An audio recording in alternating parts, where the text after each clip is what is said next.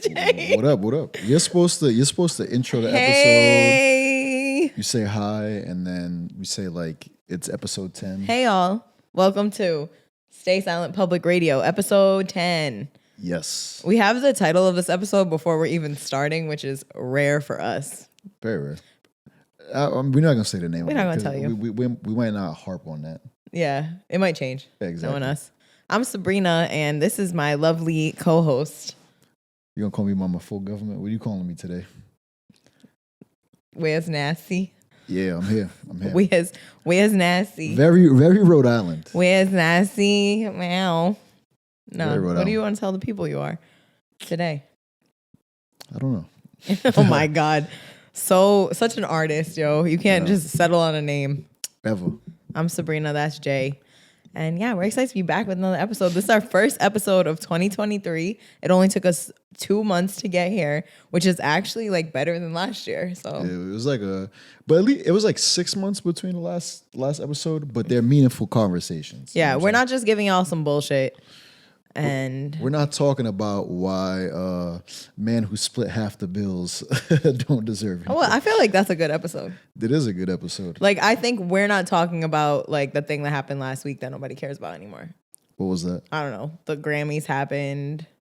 A lot of things have happened. Things I really actually don't care about, so I can't list them to you. But no, the Michael B. Jordan thing happened. What happened with him? That's how I know you're really not on the internet. Jesus Christ. What happened with Michael B. Jordan? We'll talk about that offline. Is he okay? I guess. He got a movie coming out. Creed too? There's like this whole conversation online if he's corny because. You want to talk later? Yeah, whatever. You know, we don't got to talk about that right now. We'll talk later. Well, our thoughts are with Michael B. Jordan. Yeah. Pray for that nigga, man. Really? It's all that? Okay. Nah. I love not being on the internet because I promise I don't know what's happening. Like people will just be like, yo, the whole thing with those red boots. Yeah. Everybody was the Astro Boy boots. Shout to Zay too. Because Zay was going very viral because of them boots. He had them on? Like before they dropped, he had them joints because those are his people. So it's like that's cool. It's actually funny. Amazing. Well, it was funny to see people like making like fan art of the boots, but it's like photos of him. So I was like, this is crazy. Yeah, shouts to Zay. Yeah, I don't know how we got on that topic. We were just saying we don't talk about current events, and then we just kind of went through a plethora of them. But here we are today. We did some cool things this past weekend, Jay. Facts. You did your downward dog pose. Shouts to yoga. Shouts to sainthood. Shouts to Rhue. Yay. It was we did a little group yoga class on Sunday, sponsored by the good folks at Sainthood. And what does the candle smell like? I haven't lit it yet. I think it's probably an unscented candle. I say like whenever I get commemorative candles or like gifts, I never want to you know what I'm saying? It's like we're not gonna light it. I'm not gonna lie though. Yeah, you don't light it, right? Because it's like you want to keep it forever. But I also I think it's a very bold move to give people scented things. Like I feel like, I mean, you give people scented things, even if you gift them like as like birthday presents, like that's a bold move because I'm very particular about the scents in my house and on my body. And you're just like gonna guess, like you're just gonna give me a bergamot candle. I don't want that. Does you feel me? Unless you really know somebody. Like I know what you like, Egyptian musk and like I feel Lily of the Valley or whatever the heck. I feel that. I think it's an age thing though. Because I think when you're younger, Love spell sets from Victoria's Secret was it. But I feel like when you're like a little bit younger, it's definitely more of like it's like a nice gesture. But I think when you're older and you know yourself a little bit better, them things start to get a little. It's like you're very particular. Yeah, like anything, it's like, oh my God, I got the JLo perfume, and it's like I don't know if I actually liked what the JLo perfume smelled like. Like me, I was always. Like not to get on this side conversation, but I was always like very weird about like getting clothes from like family members because You saying your family wasn't fly? I didn't say that, but it's just like I'm very particular. I'm very particular with clothes, so it's like it's not all created equal. No, it's very true. Like I feel like if we do think it's the thought that counts though. But it's like, I'd rather you give me like a card or like something. Like, it's like, it doesn't have to be like a tangible good. But I think when you're on the flip side of that, like when you're younger, I almost feel like You don't know no better. Your family also is probably wants you to be able to open something. Like wants you to be able to, like on your birthday, they want to give you something. Especially like for my family, I would get everything with like Portugal on it or like India on it. But I feel like that's how you just accumulate all of this stuff that you never look at after. And then now we see it and we're like, oh my God, I wish I wore the Cape Verde swim trunks. Don't you think that sometimes? Yo, man, I'm experiences in words all day. You don't got to get me. Jay just told y'all his love language. Yeah, don't get he me, wants quality time and he would like words of affirmation. Yeah, don't get me. He's not gifts. Gifts is 5. No, I'm saying if you give me, he wants a vintage Coogi sweater. Yeah, if you give me a gift, it's like no. If you're gonna give me like he would like an item, like yo, it needs. Jay to wants be, Air Mags. Like like you gotta get some. If you're gonna get somebody something, he wants Cuban links. No, but think about it. It's like if you give somebody something, it needs to be based on them. Like it can't just be like I just went in the store. And he would like a Saab convertible. Hey, that's a good list. That's a good list of stuff right there. But going back to experiences, right? Yeah. So we did yoga. We did yoga this past weekend. Mm-hmm. We got a scented candle. Unscented. Unscented candle. It's for the vibes and the energy, not for the scent. Got you. You set your own scent. Get your diffuser going. But it was really dope to be, I think, one, in a gathered setting around like wellness and health versus I think a lot of times maybe as the specific tone, right? Like when we go out to eat, obviously that's something that is around lots of things, gathering, conversation, and we're trying obviously to be like aware of how we're taking care of ourselves in those settings, but they're not like focused on wellness. When we're at parties, it's not like a overt focus on like how our bodies move and like intention and breathing, even though I do think we try to bring intention into like majority of the things that we do. But it was a really fire experience. It was dope to be in the room with like some of my girlfriends, some of my homies. It was just dope to be in the mix of everything. How did you feel being in like a group? That was your first group yoga class, right? No, I've been to one at the YMCA. Oh yeah, you went with me. Yeah, I forgot. I've been to. Well, this is your first one of this kind. Yeah, like I was gonna say, like this was definitely. I feel like the YMCA ones are kind of just like an old person. Like it's a bunch of old people. You there with a bunch of old people. You know, nothing boosts your confidence like doing a workout class at the YMCA at 10 a.m. No, but I'm saying like even like the instructor, like it's not really somebody who's like our age or thinking about things that we would be interested in. Right. So you're just there, and if you feel good. But I felt like this one was really dope because the playlist was different. Mm-hmm. The music was really good. Even though you're there with friends, but I wasn't like too focused on them because I was like just locked into what was going on. Mm-hmm. Yeah, so I wasn't really like focused on like who else was like. It didn't really matter. Yeah, that's really dope. Did it feel? I feel like it felt like everyone was taking it really like seriously, like trying to be present and like try to hear and listen. So it was really cool. But I know before the class, like a lot of my friends were like, just even thinking about like, yo, do we have to do this with like our socks off? Like, are people gonna be looking like, do I need to get pedicure before? Like thinking about things like that, or like, I didn't even think about that. Yeah, that's because you get pedicures often.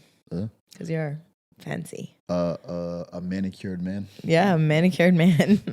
But also like thinking about even like getting a yoga mat. What should I wear? Like, I know the standard wear for like a woman is leggings and like a tight top or something. Like, what should I wear? Just having questions, even for my homegirls who have never done it before. They're like, asking different questions. And I think it was a really interesting thing to see how, how we, maybe the stigmas or ideas of things like yoga, I think is perceived as like a more feminine like movement. Wow. Which I don't feel that way. I don't look at it that way, but I could see why. Yeah. Like how it's marketed. Yeah, I mean, when you see videos of like people in groups doing yoga, it's typically like white women. That's like white women have commodified the yoga scene, and it's the same thing with like Zumba or any of these practices. Like, how did this thing become?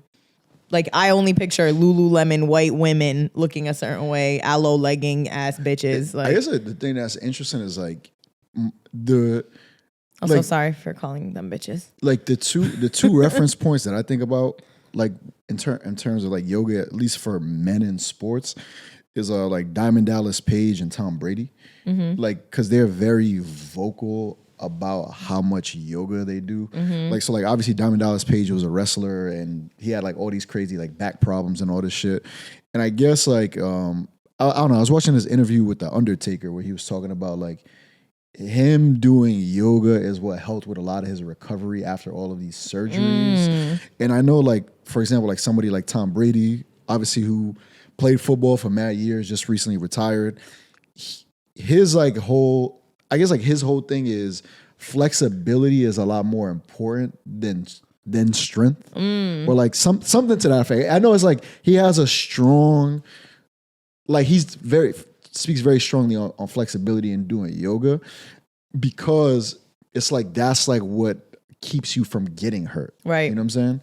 So for me, that's like always like at least in the more recent years been like my reference point to it, where it's just like, oh, like this is like something for men that's becoming more in the open. Yeah, I love that. And I don't think, obviously we recognize that the idea that any movement is for one group of particular people is not real. Like, I think we both agree with that.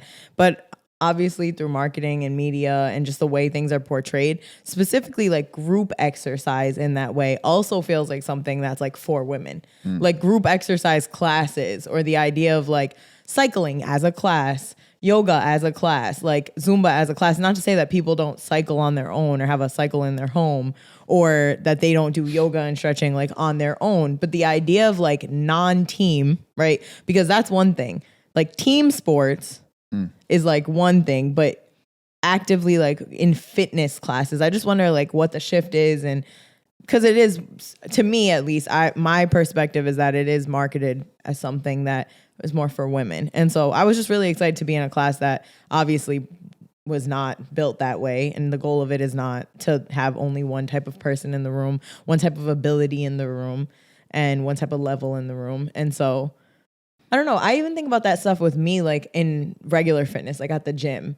You know, whenever I go into like the weightlifting area, I feel like consciously about again, same thing you're saying, because of social media, because of, I think, just the general movement to taking care of our bodies differently. Like I know so many women that lift and have lifting regimens, and it's a part of their normal life and health. I would say that should be crazy, because to be honest, the majority, at least now that I think about it, like the majority of people that I see posting about it now is women. And I think that's beautiful, right? Because I feel like there was this, I worked at Planet Fitness when I was 19, and the lunk alarm and the image next to it was not, a woman, Wait, what's a lunk alarm? Like, you don't know what the lunk alarm is? I've never been to Planet Fitness. Ever?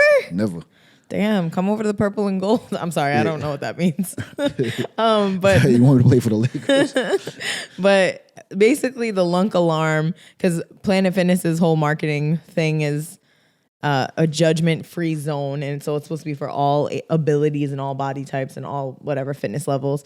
And so the lunk alarm would be for people who are working out, either grunting like in the weight area. I hate them people. Yeah, or like dropping weights like really aggressively, or be like lunking, like actually like creating that. And there was a literal alarm that was behind the desk that if somebody was out there like grunting, they'd put it on, and it would be like a lunk alarm. And I think it was like a shame tactic. I don't think they have them in the stores. I don't think they have them anymore. People just stop lunking. Yeah, I guess that was like the goal. But then I think that did make people who are in trying to do more like weightlifting shy away from Planet Fitness. Because it's like, some of that is really like, there's obviously the people who are doing it in like an overt, taking up space and like just being extra kind of way. But then, sometimes you're going to drop a weight, like just in trying to push yourself or do something. It's true. I know, like for example, like if you're a weight thrower, like people who did like shot put and stuff like that, I know they've always been encouraged to scream and stuff, because it makes them throw it further. Yep. Like I don't know what about it makes them get that energy out, but that was like a big thing. Well, that's interesting, because I feel like even in yoga, that's something that gets said a lot, is like you can make your breath like audible. So at different points. I haven't got to that point. Because it's something, even like say you're holding like almost a plank, right? You're in like a bear pose, or in a pose where you're in a plank kind of.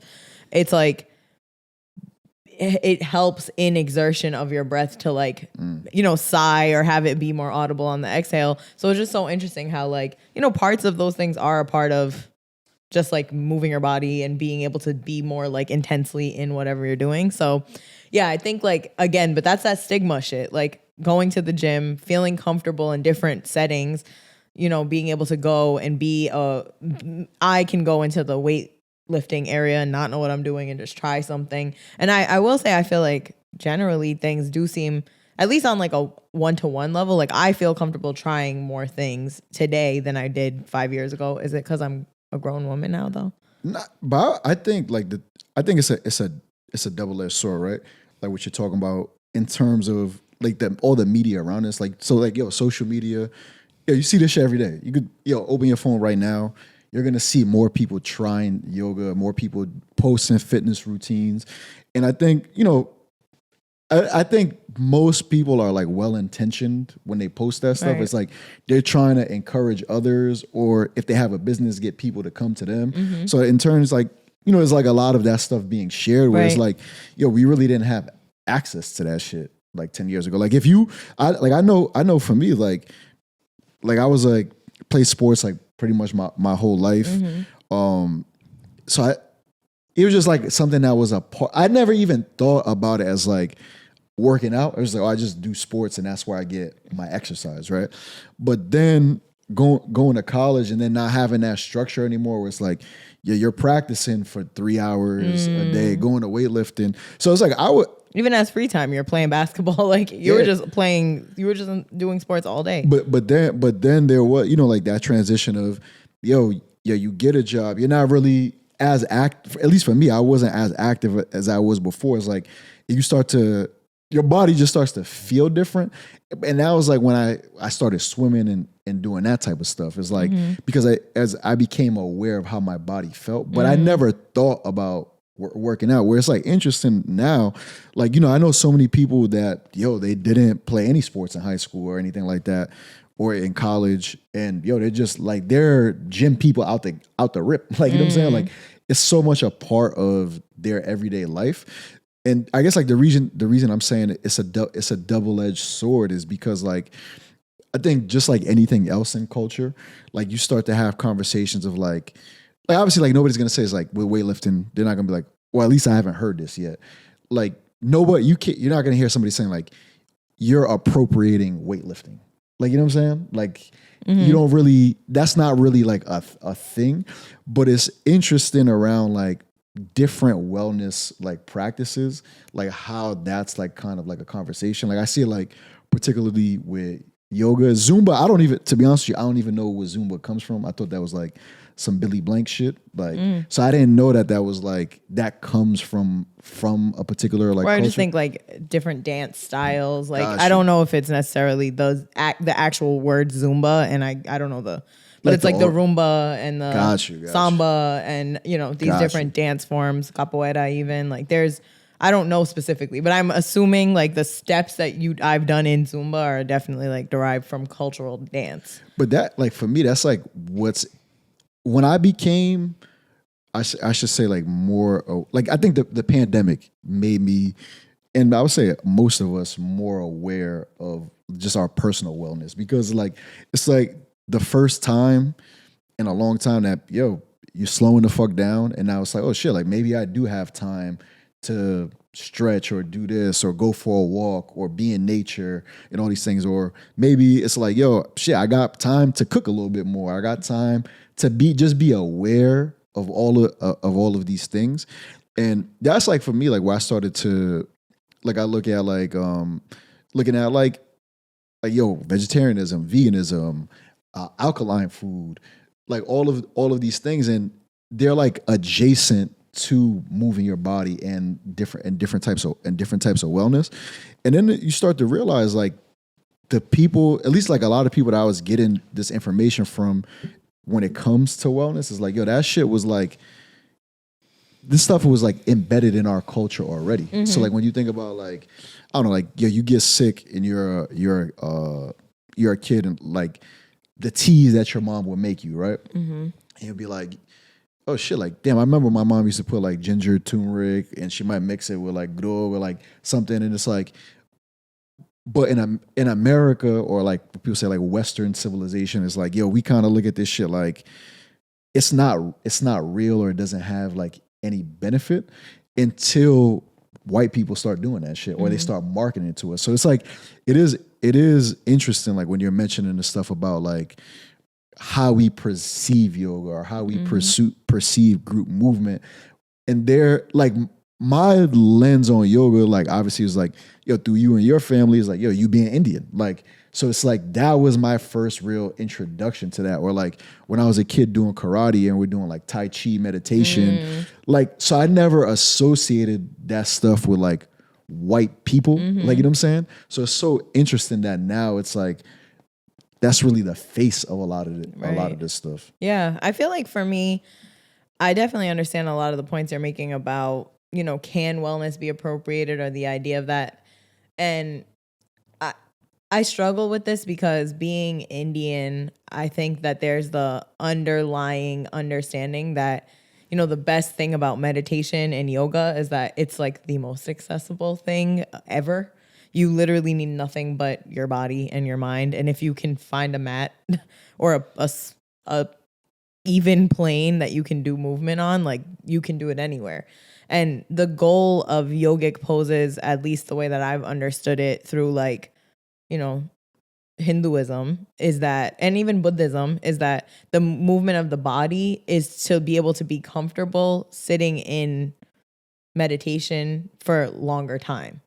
So it's like you're moving your body in all of these yogic poses. You're stretching and compressing and like just being able to move your body and be in tune with what feels right and what needs more support and what needs more, you know, you're just constantly like inward in that yogic practice to like exert energy and, you know, also to become more limber, comfortable so that you can sit and be still in the body and be in the mind.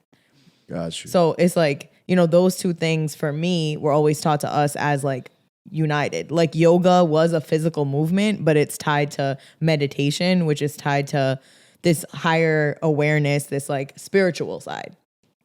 So I think growing up, you know, I think the mid 2000s was probably when yoga started to really get big in places that my sister lived in DC. I remember seeing stuff there at that time.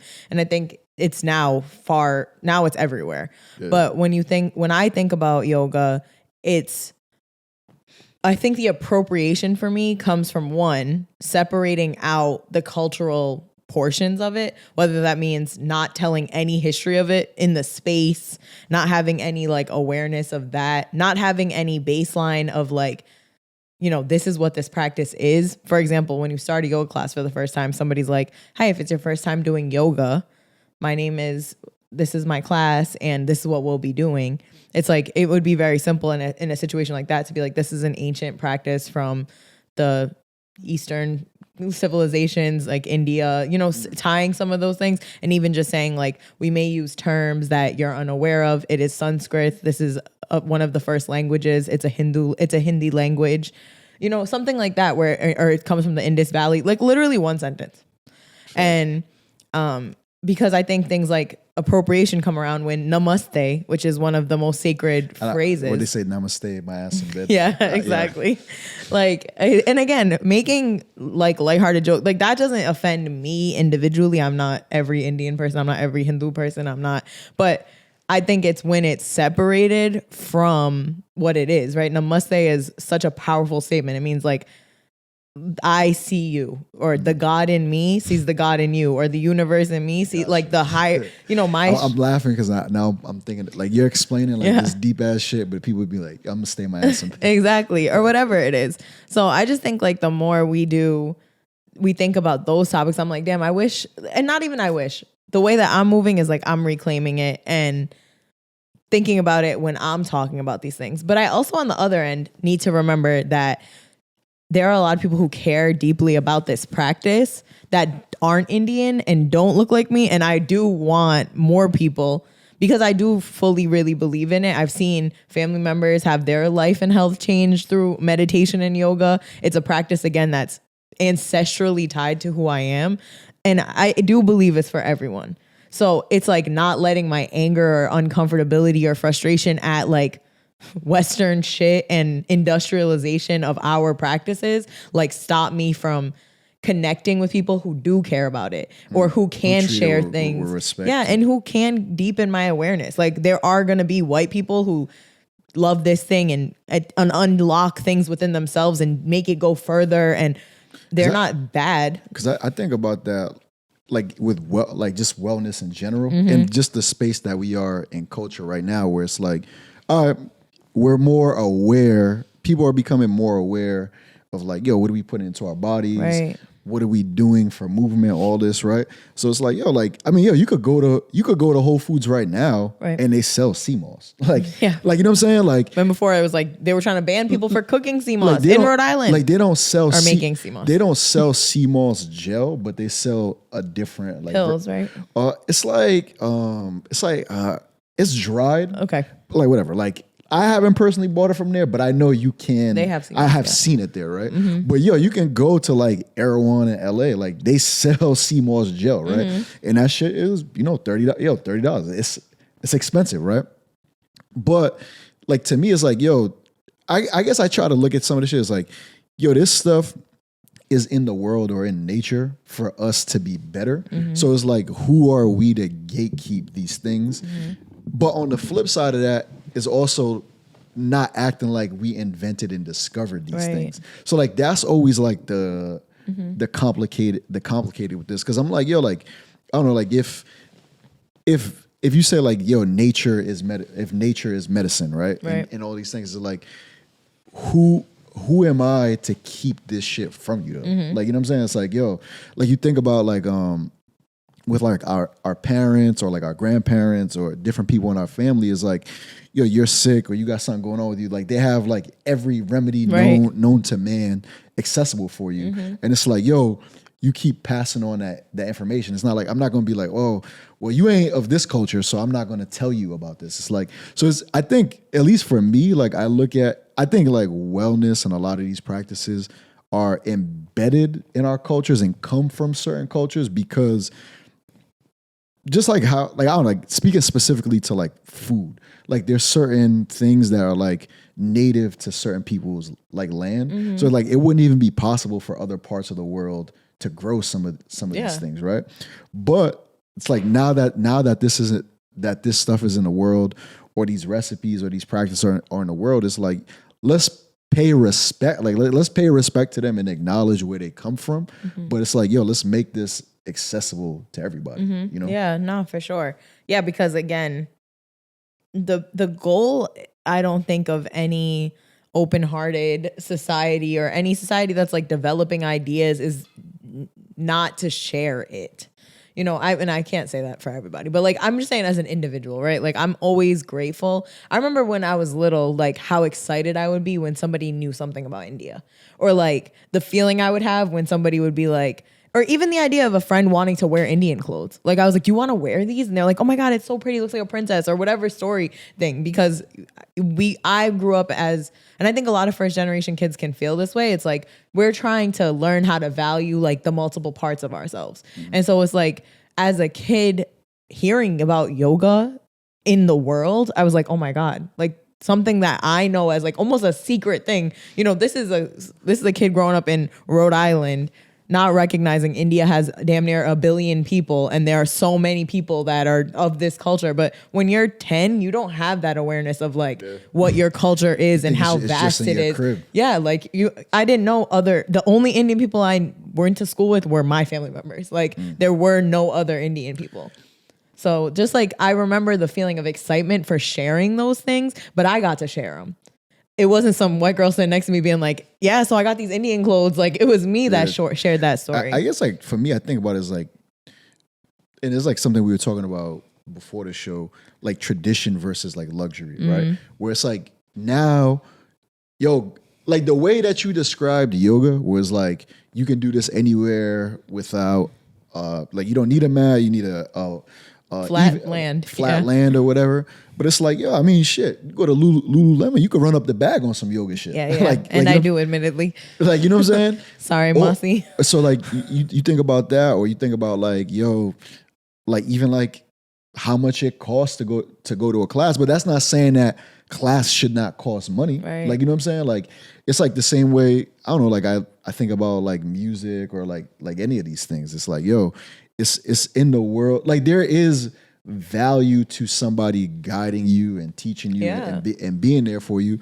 But it's also dope that it's free too. And that's like for me, like I keep bringing it back to like food and like healing like medicine. Healing medicine. Cause it's like, yo, if you think about it, like to me, that's the biggest difference between like, I guess like pharmaceutical medicine and like natural medicine.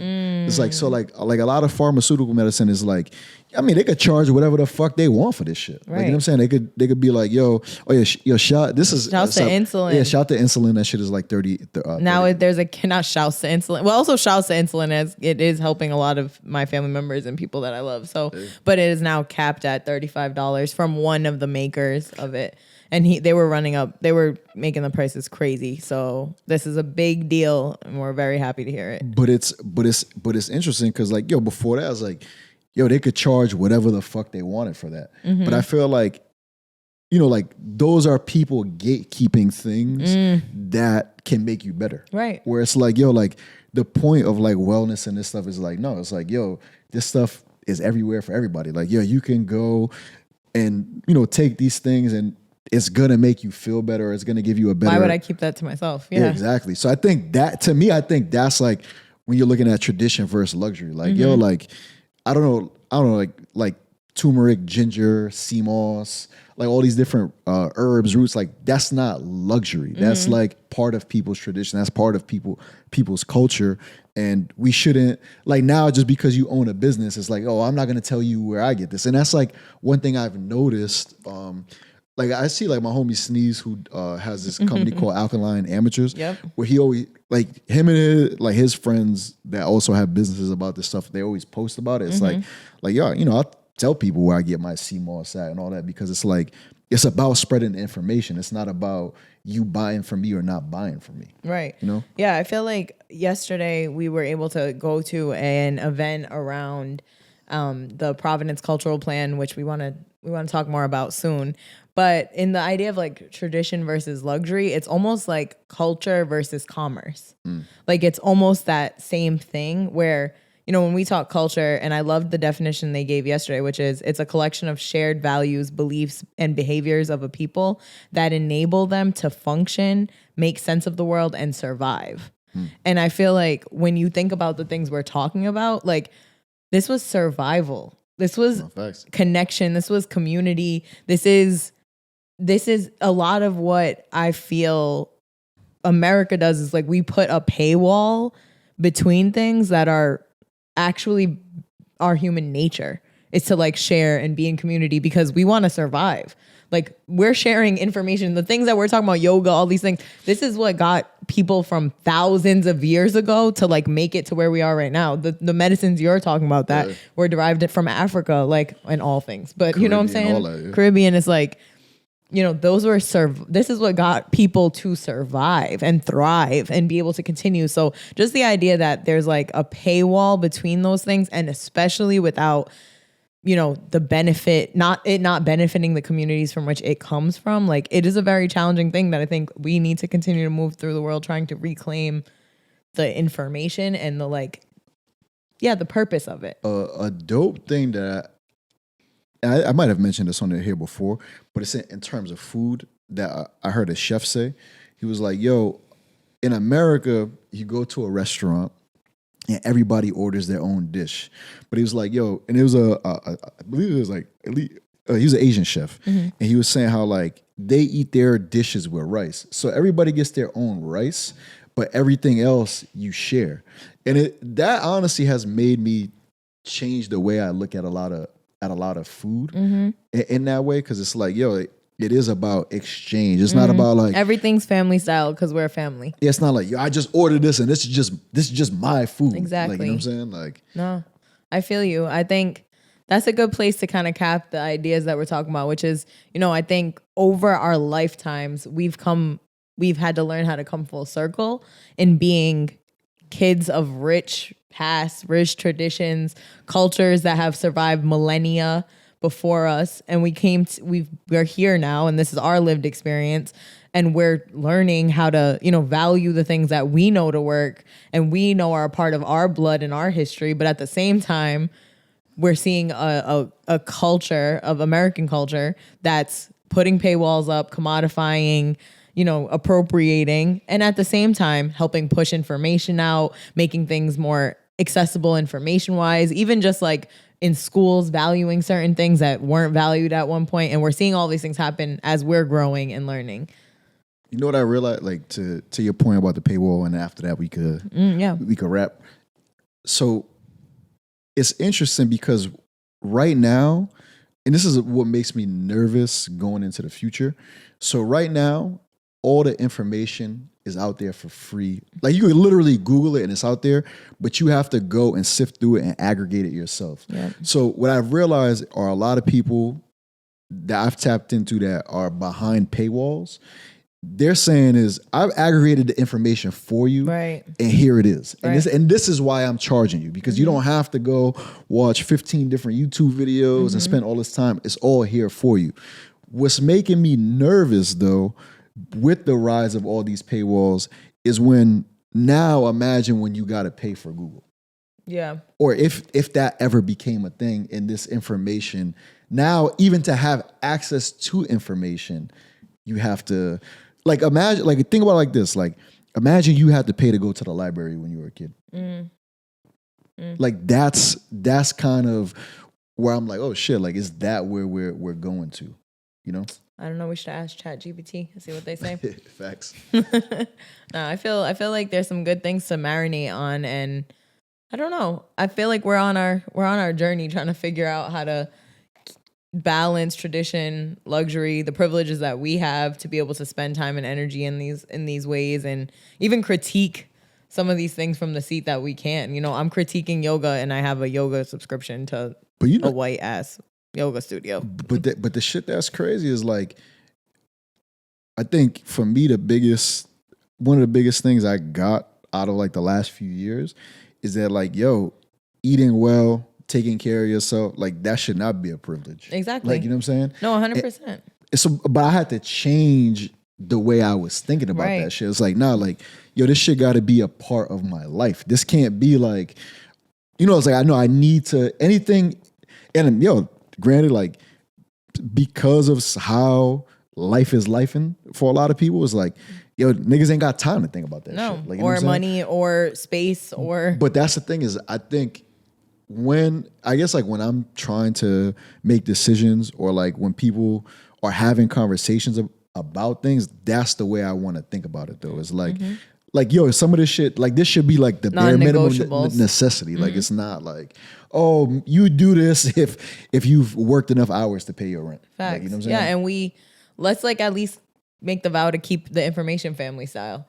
Like between us and the people we love and the people we're connecting with on this podcast, it's like, whatever we know and whatever we can share, hopefully we keep making that and something that we keep open with. And I think that's something to take from all of our traditions, is that, everything was shared, and we need to keep doing that. And on that note, episode 10 of Stay Silent Public Radio. Yes. Wow. YouTube, Spotify, Apple Podcast, not Apple Podcast, Apple Podcasts, all that, Instagram stories in the comments or whatever. Tap in, and we will talk to you soon. I think we're gonna be on TikTok too. Yeah, TikTok. We have a TikTok. All right, we're on. Yeah, come over to the TikTok and shit. We do have a TikTok. Thank y'all. See you soon. Peace. Peace. Holla.